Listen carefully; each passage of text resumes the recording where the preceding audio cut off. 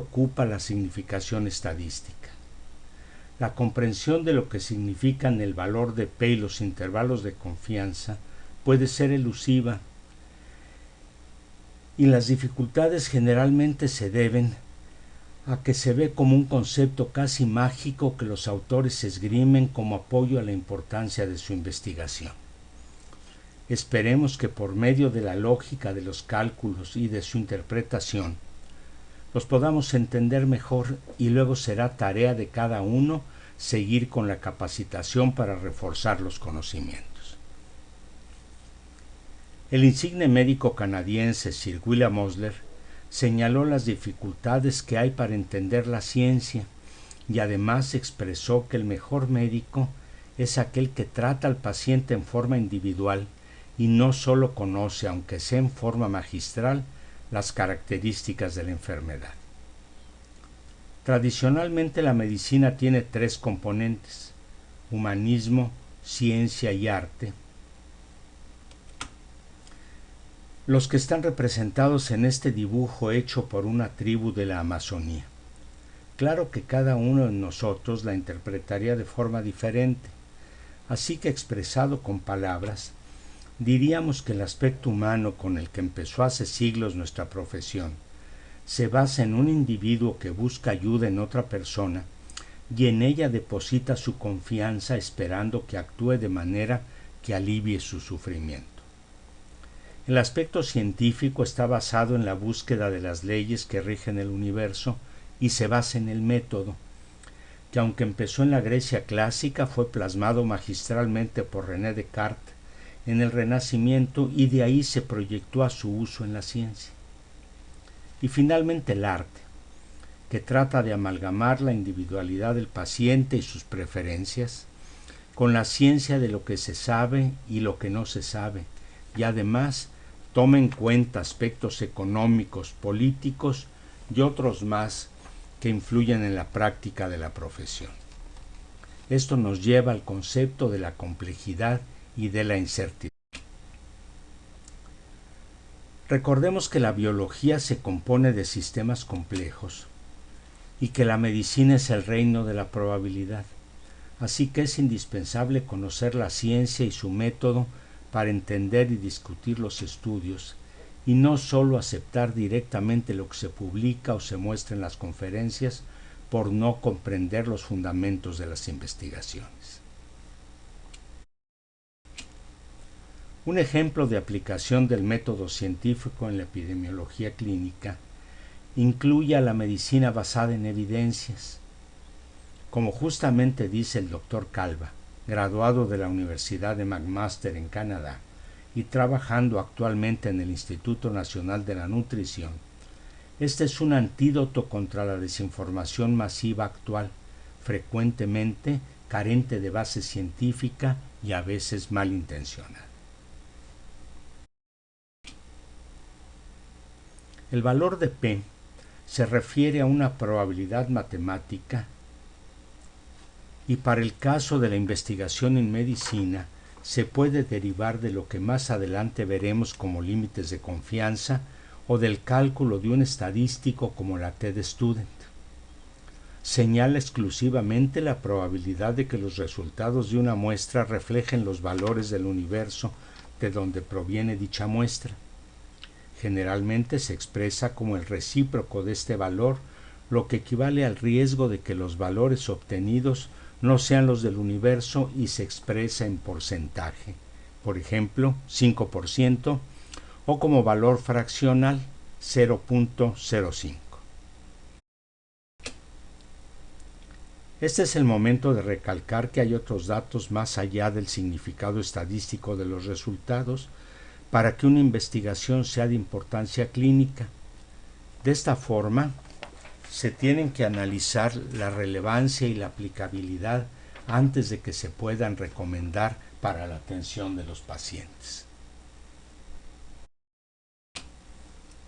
El pasado presidente del Colegio Americano de Cardiología, Sylvan Weinberg, publicó este libro donde menciona que vivimos en la edad de oro de la ciencia médica, pero en la edad oscura del cuidado de los enfermos. Se han desfasado el grado de conocimiento científico y la aplicación de esos logros del trabajo cotidiano de la medicina, tanto por desconocimiento como por mal uso del método. Inicialmente contábamos con los datos clínicos para la atención de los pacientes y poco a poco se han incorporado los datos derivados de los estudios de investigación. Pero al decir de Nicolás Eberstadt, demógrafo de Harvard, el uso del método frecuentemente es inapropiado y va acompañado de cierto desprecio por los datos clínicos tradicionales. Ahora se busca volver a la clínica y encontrar un término medio de apoyo mutuo entre ambos conceptos.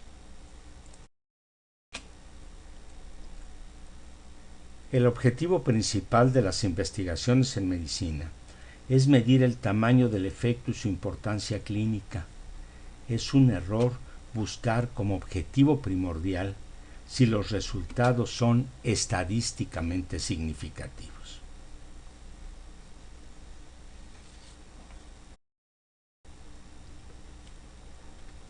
¿Por qué tenemos que usar la inferencia y apoyarnos en el significado estadístico de los hallazgos, en vez de simplemente utilizar la descripción y mostrarlos? Se debe a que prácticamente nunca podremos trabajar con la totalidad del universo de donde queremos obtener los datos de una investigación. Una vez que establecemos un marco de referencia, entendemos la imposibilidad de estudiar, por ejemplo, a todos los hombres y mujeres del mundo. Tampoco podremos estudiar a todos los habitantes de nuestro país, de nuestro estado, de nuestra ciudad y ni siquiera de nuestra colonia, o todos los individuos que llegan a nuestro hospital o están afiliados a algún tipo de seguridad social. Entonces, siguiendo las reglas al respecto, tomaremos una muestra y procurando que sea un estimador eficiente del universo del que proviene, tanto por su tamaño como por las características de distribución de las variables de la investigación. Al aplicar los cálculos estadísticos a la muestra, los usaremos como un estimador de probabilidad conocida de aquel universo cuyas propiedades no voy a conocer. El grado de riesgo que tengo al aceptar o rechazar una hipótesis basado en la muestra y tratando de estimar el valor poblacional, llamado parámetro, se expresa como el riesgo tipo 1 o valor de P, o riesgo tipo 2, que es el poder de la muestra.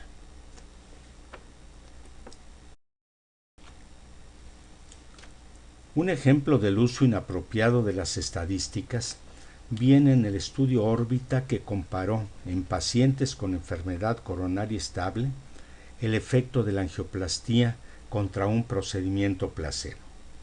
Los resultados se presentaron como la diferencia entre ambos grupos del porcentaje de pacientes que estaban totalmente libres de angina y se encontró el resultado estadísticamente significativo.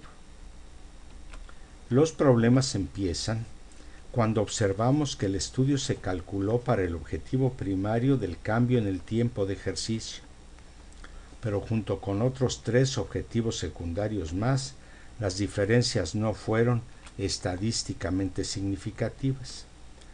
Si vemos que entre 5 objetivos, como es el caso, el riesgo de una diferencia que no sea real sino debida al azar no es del 5%, como cuando se analiza una sola variable, sino que sube al 25%, el resultado realmente está muy lejos de la significación estadística tradicional que analizaremos luego.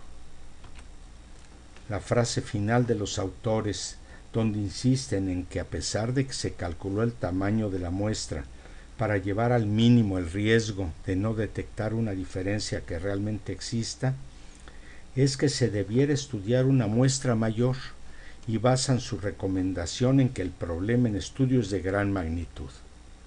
Sabemos que este no es el factor principal que influye en su cálculo, el que se debe basar principalmente en la diferencia que se espera encontrar en la investigación y la magnitud de los riesgos que se acepta correr al interpretar los resultados. En esta tabla de contingencia vemos arriba la presencia o no de significación estadística y en un costado la importancia clínica. En la casilla verde está la situación que deja conformes a todos. Una diferencia importante en la clínica y significación estadística en la investigación.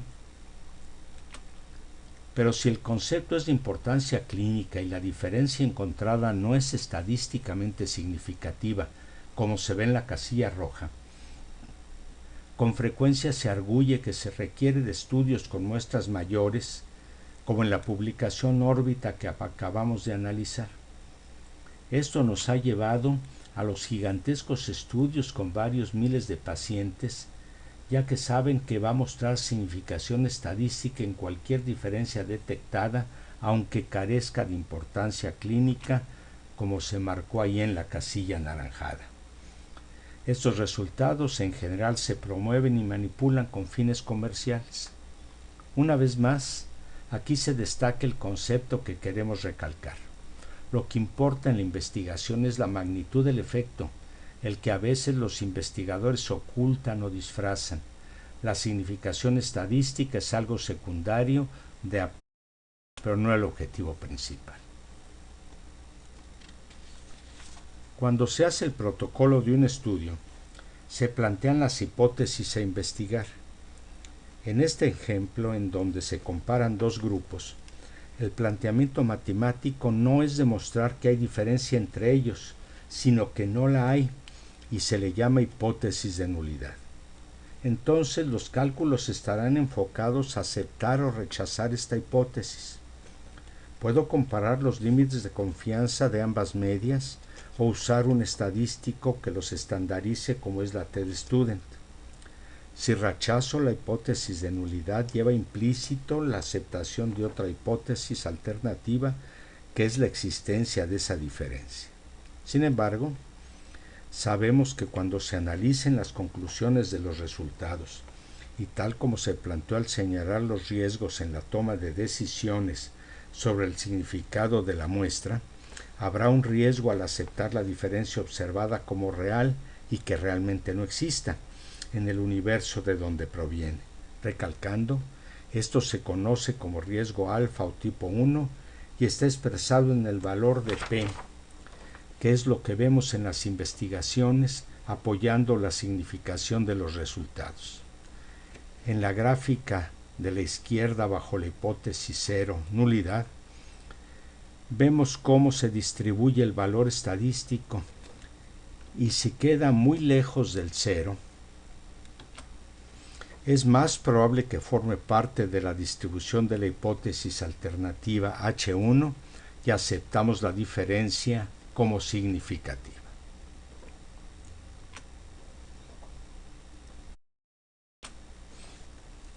Si estudiamos una variable como el color, el peso o la edad, ciertamente no encontraremos que todos los individuos tienen el mismo valor.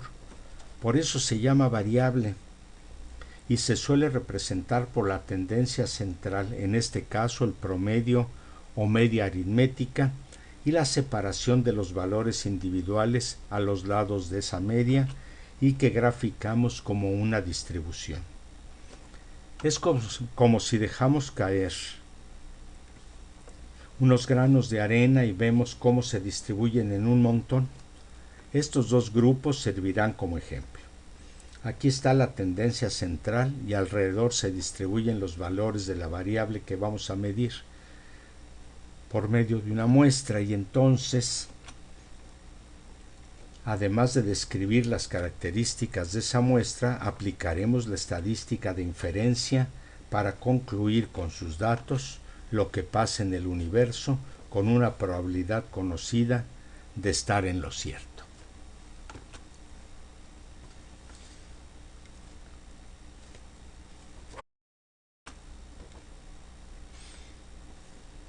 Los individuos de uno y otro grupo, en este caso los granos de arena, no solo se tocan en sus extremos, sino que las llamadas colas de distribución se enciman y en esas zonas puede haber confusión en cuanto a qué grupo pertenece un individuo, porque como este ejemplo, muestra, aquí puede estar un sano o un enfermo en los valores que pueden ser de uno u otro grupo. El conflicto se da, por ejemplo, en las pruebas de enzimas cardíacas para infarto del miocardio. Algunos enfermos pueden tener cifras dentro de los valores más altos de la distribución de los sanos y viceversa.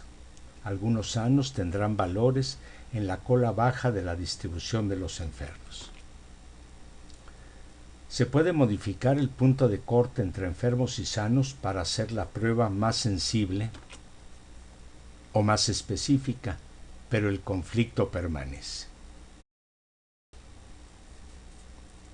Si vemos la distribución de una variable en dos grupos diferentes, convertimos primero el histogramo de barras en una curva. Aquí estarían el grupo A y el grupo B, y quisiéramos que al poner estas distribuciones en el eje de las abscisas, los grupos estuvieran así de separados y donde la cola alta de la distribución del grupo de valores más bajos esté muy lejana de la cola baja del grupo de valores más altos. Esto separaría sin lugar a dudas a los sanos de los enfermos o un tratamiento eficaz de uno ineficaz.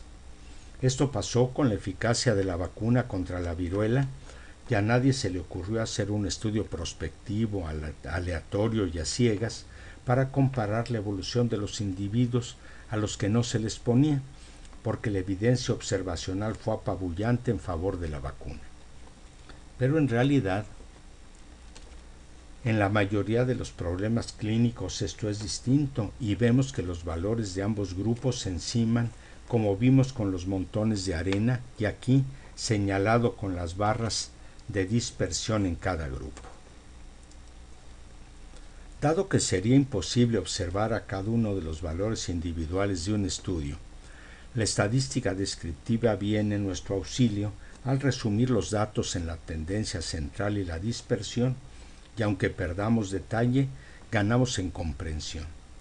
La dispersión de los valores individuales recibe el nombre de varianza.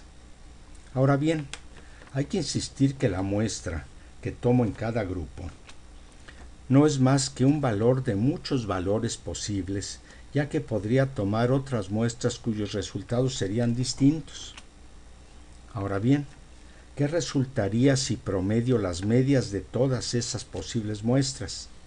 La media resultante, que llamaremos media de medias muestrales, sería el valor de la media verdadera del universo y las diferencias entre esas medias forman una dispersión a la que vamos a llamar error estándar de la media. ¿Pero de qué me sirve obtener esto porque yo solo tengo los valores de mi único estudio? Pues el error estándar de la media se puede calcular de forma bastante precisa siempre y cuando la muestra sea suficientemente grande y la distribución sea lo más cercano posible a la distribución normal o gaussiana. Este es el territorio de la estadística inferencial y dentro de ella la significación y el valor de P.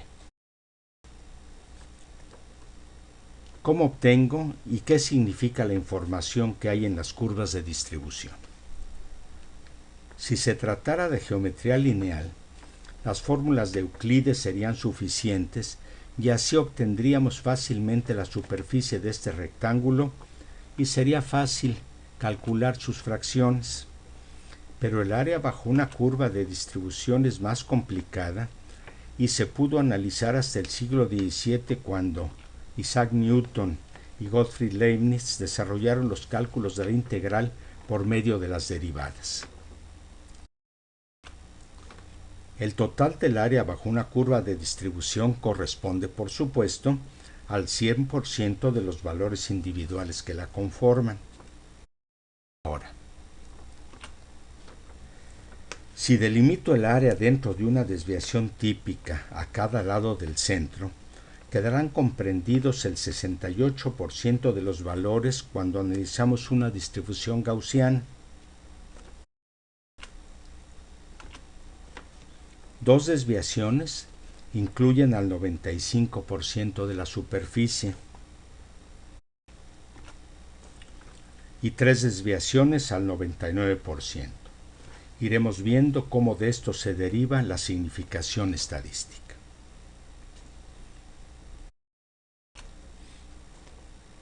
Ya vimos que no solo los valores individuales como el peso o la estatura de los pacientes se distribuyen alrededor de la tendencia central, sino también en el caso de la media de medias muestrales.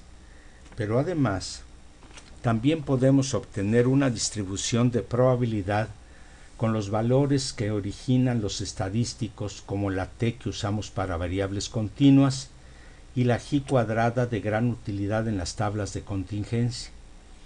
En el caso de que en el universo no haya diferencia entre dos grupos, lo más probable es que el resultado de la muestra se desvíe del cero y aún así sea parte de esa distribución y no se rechace la hipótesis de nulidad porque la diferencia observada haya sido por el azar de la muestra.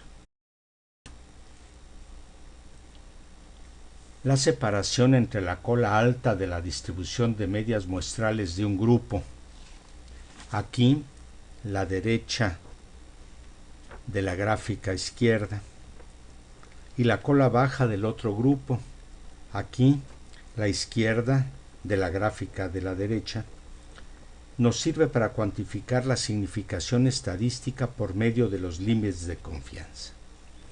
Si estos límites no se tocan con dos medidas de dispersión a los lados de cada media, en este caso el error estándar, diremos que la diferencia es significativa al 95% de probabilidad y el riesgo de equivocarnos es 5%.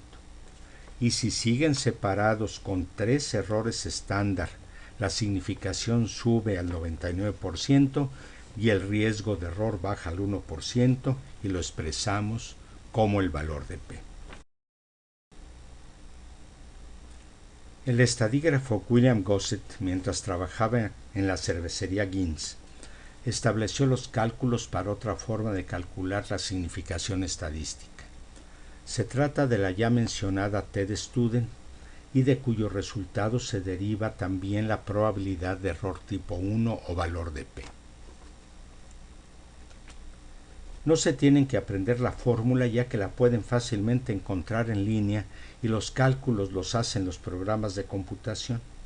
Lo que hay que entender es qué valores se colocan en el numerador y se trata de las medias de cada uno de los grupos que se comparan, como aquí en la gráfica del extremo inferior izquierda. Así, si la diferencia es 0, ya no hay que usar la fórmula. En cualquier otro caso en que la diferencia sea mayor que 0, el numerador crecerá conforme la diferencia entre grupos sea mayor. El denominador está constituido por la dispersión de los valores alrededor de la media, a la que ya llamábamos varianza, y el número de sujetos que integran cada grupo. Así, si la dispersión es baja y el número de observaciones es alto, el cociente de la diferencia entre grupos no cambiará mucho porque el divisor será pequeño y la t resultante será grande. Y ante el mismo numerador, si la dispersión es grande y el número de observaciones es chico, el denominador será grande y el cociente, o sea la t, será pequeño. Una t pequeña estará cerca del centro de la distribución, o sea del 0, y el área que queda a la derecha será un valor de P grande.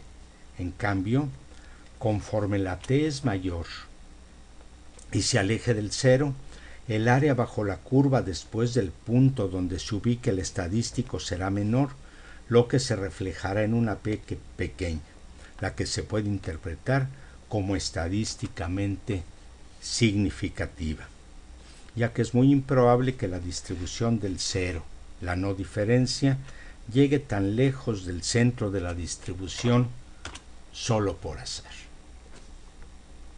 Más probablemente entonces será parte de la distribución de la hipótesis alternativa, en este caso colocada como H1 a la derecha.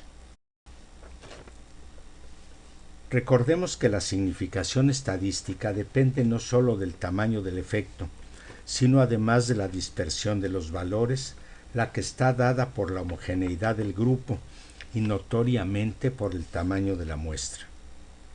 El poder de la muestra se calcula para reducir el riesgo de no detectar una diferencia que realmente existe, pero si aumentamos mucho el tamaño de esta muestra, cualquier diferencia va a ser estadísticamente significativa, aunque clínicamente no tenga importancia.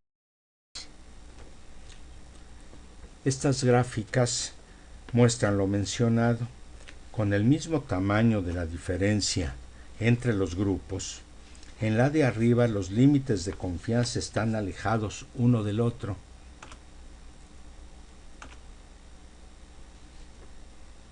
Y en la diferencia será estadísticamente significativa. En cambio, en la de abajo, los límites de confianza se superponen y la misma diferencia no será estadísticamente significativa. Las causas de la diferencia en la morfología de las distribuciones, como ya dijimos, es el tamaño de la muestra y también la homogeneidad de los individuos que la conforman. El concepto de inferencia estadística se originó desde los grandes matemáticos del Renacimiento como Laplace, pero fue refinado y popularizado por Sir Ronald Fisher. Aunque en forma anecdótica él propuso el valor de 0.05 o 5% para el riesgo tipo 1 en su libro El diseño de experimentos, dejó al criterio del investigador qué nivel usar, pero aún se sigue usando el 5% solo por costumbre, aunque recientemente ha sido sujeto de varias críticas y revisiones. Aquí vemos gráficamente que una de cada 20 muestras se puede salir de los límites de la distribución de la media del universo y hacernos creer que esa diferencia es verdadera cuando se debe a los errores de la muestra. Esto, una vez más, es el nivel, en este caso 1 en 20 o 0.05.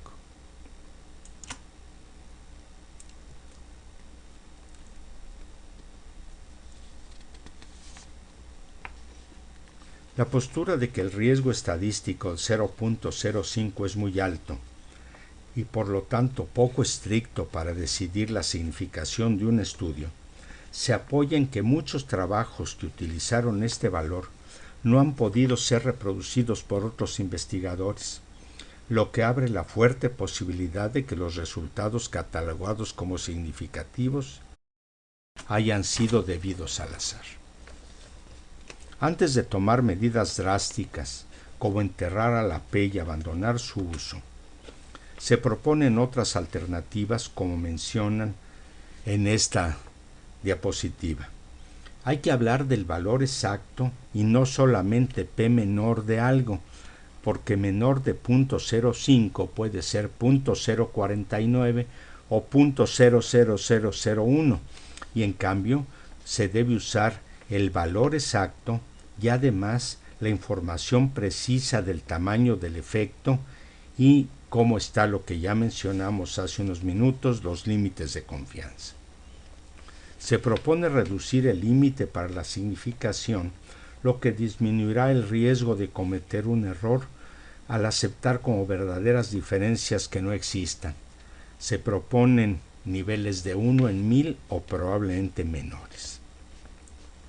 Otra propuesta, el uso de estadística bayesiana, es para los ya entrenados en la estadística básica de probabilidad y esto se deja para etapas posteriores del entrenamiento. Pero nuestra colaboración al hacer estos talleres es para que nos vayamos capacitando mejor en el papel del estadista. Estos son algunos de los muchos artículos relacionados con el tema. Entren a internet y va a ser apabullante si ponen simplemente críticas al valor de P en la inferencia estadística. Darrell Hoff publicó este libro acerca de los muchos trucos que hay para engañar con estadísticas. En cuanto a la perspectiva de la investigación clínica, analizaremos hoy varios aspectos que pueden desviar los resultados. Los sesgos son el pecado mortal y van a conducir a conclusiones erróneas si no los prevemos o corregimos, ya que la muestra no será un estimador eficiente del universo. Una muestra pequeña, como ya dijimos, no encontrará significación aunque la diferencia exista, así como una muestra demasiado grande hará que cualquier diferencia, banal o no, sea significativa. Los datos de mala calidad, como observadores mal entrenados, aparatos defectuosos o falta de reglas precisas, también pueden conducir a muestras ineficientes y sesgadas. Cuando los objetivos del estudio no se alcanzan y no hay significación de los resultados, con frecuencia se recurre a lo que se ha llamado la pesca de la P. Literalmente, es ir a ver qué se encuentra y sea publicable. Un truco es hacer muchas comparaciones, porque entre más variables se analicen, más probable es que alguna P sea significativa, aunque se trate de un hecho fortuito debido al azar. Lo mismo ocurre cuando el punto final de una investigación es una combinación de varios eventos posibles, como en los estudios que contabilizan un caso, cuando ocurre un evento cardiovascular mayor llamado MACE por las siglas en inglés, el que puede ser un infarto, angina de pecho, hospitalización, cirugía o muerte. Esto aumenta el número de casos, pero también la probabilidad de que el valor de P sea mayor al realmente calculado y no muestre la probabilidad verdadera del error tipo 1. Esto nos lleva al siguiente apartado, ya que se publican mucho más los estudios con P significativa que aquellos que no la tienen. Así se desvía el impacto de los resultados al dar una falsa impresión de respaldo hacia determinado concepto, cuando en realidad hay muchos estudios que no se van a publicar y que no apoyan la idea. Se considera que en un mismo tema se pueden publicar 10 o más estudios con valor de P significativo por solo uno en que la P no lo fue. Ahora en algunos países se pide que se registren al inicio los estudios de investigación y que los resultados estén disponibles para la comunidad médica, se publiquen o no. En el centro de este cuadro vemos el recurso final que a veces se usa para encontrar algo digno de publicación. Recibe el nombre de Harking, haciendo alusión a la elaboración de nuevas hipótesis después de que ya se cuenta con los resultados del estudio, y unos ejemplos son aquellos que leemos bajo el título de post hoc, los que con frecuencia carecen de solidez en las conclusiones. El encontrar la relevancia clínica es una tarea que requiere, además del conocimiento de la estadística, del juicio clínico y el sentido común. Para poder decidir sobre la importancia y aplicabilidad, debemos empezar con las reglas de causalidad, entre las que destacan las de Sir Austin Bradford Hill. Sigue el tamaño del efecto y el número de pacientes que se deben tratar para disminuir un caso. Luego toca ver lo que ha sido el motivo de esta plática, si los resultados fueron estadísticamente significativos. De ellos se derivan los grados de valor científico que dependen del diseño y ejecución del estudio y son la base para hacer recomendaciones basados en escalas, como por ejemplo el sistema GRADE. Hay además varias agrupaciones como el Archivo y la Fundación Cochrane que nos ayudan a separar aquella evidencia útil para el manejo de los pacientes de lo que es de mala calidad o aún no tiene aplicación clínica. El grupo de Clinimetrics Corner insiste que debemos buscar la respuesta a cuál es el tamaño del efecto que resulte benéfico para el paciente, y se le ha llamado diferencia mínima clínicamente importante. Esto sería una base sólida para planear los estudios de investigación y haría que el tamaño de la muestra fuera el más adecuado para disminuir los riesgos estadísticos. Es una tarea para las sociedades y colegios de médicos, pero que pocos grupos han enfrentado. Un grupo pediátrico lo hizo con el grado de disminución del dolor y la incapacidad por artritis con diversos tratamientos, pero no hemos visto estudios equivalentes para la mayoría de las enfermedades, los que deberían basarse en datos que ya hemos mencionado, como la reducción de la morbimortalidad, el número de pacientes que se deben tratar para reducir un caso y el tratamiento de cuántos enfermos produce daño y de qué magnitud. La metodología de los cálculos de este grupo está disponible e incluye, aparte de los datos numéricos, otra información no necesariamente estadística del bienestar de los enfermos. Esta agrupación nació ante la proliferación de estudios que podrían representar un riesgo para el paciente, como han sido las imágenes basadas en radiación ionizante. Como podemos observar, debe quedar claro que el beneficio potencial supere con mucho a los riesgos de un tratamiento o un procedimiento. Aunque la definición deja aún mucho espacio para establecer y cuantificar esa diferencia, es una base para el desarrollo del concepto. Recordemos que vivimos en el mundo de la complejidad y vean cuántos factores debemos tomar en cuenta para el manejo de un paciente. Los vemos agrupados por un lado a los matemáticos y del otro lado a los clínicos. Vemos luego cómo convergen para ayudar a la toma de decisiones, tema que se va a desarrollar en otra charla de este mismo simposio. La consecuencia de todo lo que hemos revisado el día de hoy nos lleva al final a poder analizar el concepto desde aprender, luego entender y finalmente a comprender. No se preocupen si esto les parece difícil, porque realmente lo es, pero todo se puede aprender.